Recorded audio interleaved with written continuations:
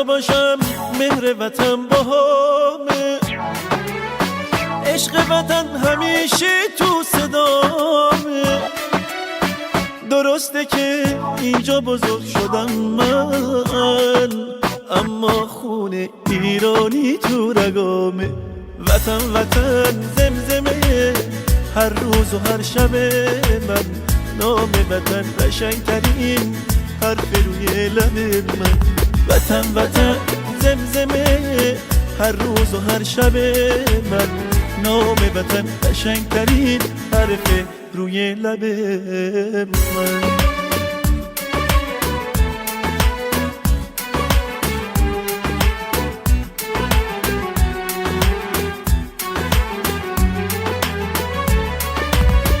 برای من معنی زندگانی تو خاک اجدادی خود بودنه،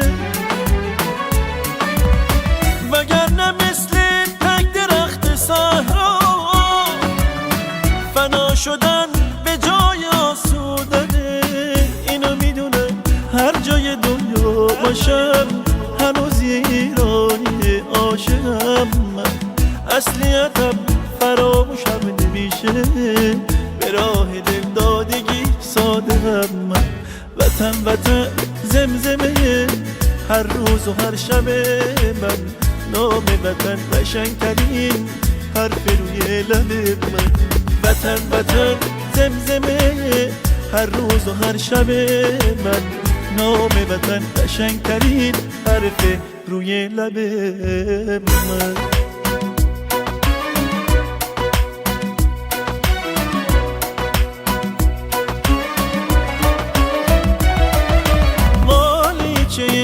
حضرت سلیمان منو ببر به آسمان ایران، از اون بالا نگاش کنم محبوبمو صداش کنم، طفلی دلو شادش کنم از قفس آزادش کنم.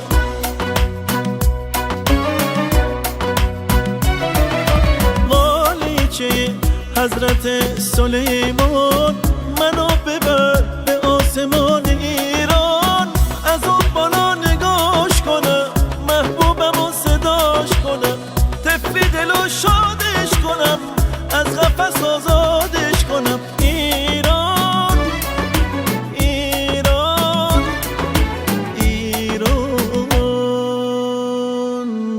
وطن وطن زمزمه هر روز و هر شب من، نام وطن قشنگترین حرف روی لب من.